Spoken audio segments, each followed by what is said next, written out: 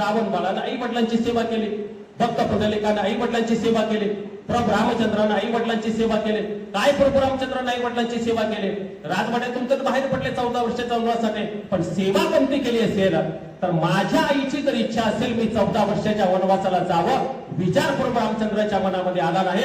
माझी सख्खी आई कौसल्या माता आहे, कैकेयी माता ही माझी सावत्र आई आहे, मी वनवासाला जाणार नाही असं एक वाक्य जरी म्हटलं असतं तर कदाचित प्रभू रामचंद्राचा वनवास टळला असता। पण प्रभू रामचंद्राने विचार केला, माझ्या आईची जर इच्छा असेल मी वनवासाला जावं आणि तिच्या मुलाला राजगादीवरती बसावं अशी तिची जर इच्छा असेल तर माझ्या आईच्या सुखासाठी मी 14 वर्षाचा वनवास स्वीकारायला तयार आहे।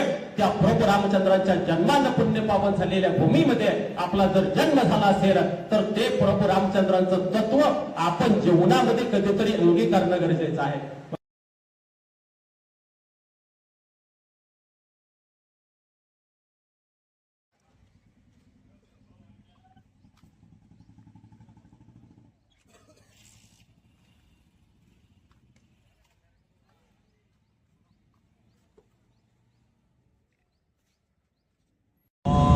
साडेपाच महिन्याचा वर्ष श्राद्धाचा कार्यक्रम या ठिकाणी आळे फाट्याला संपन्न झालाय।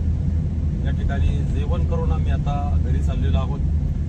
काही लोक अशी म्हणतात की 5.5 महिन्याचं वर्ष श्राद्धाचं अन्न आम्ही खात नाही, महाप्रसाद जेवण, तर शास्त्रामध्ये तसं काही सांगितलेलं नाही। अन्न हे पूर्ण ब्रह्म आहे, गोष्ट पहिली।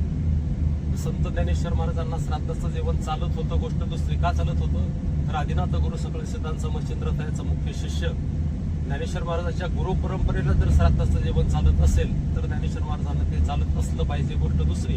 आणि गणपती बाप्पा 14 विद्याने 64 कलांचा अधिपती, त्यांना सुद्धा श्राद्धाचं जेवण मान्य होतं, कारण गणपती बाप्पानं जो सिंधू राक्षस मारला होता आणि ते विधी झाल्यानंतर त्या ठिकाणी त्यांच्याच घरी जाऊन गणपती बाप्पानं मोदक खाल्ल्याची कथा आपल्याला गणेश पुराणामध्ये वाचायला मिळते।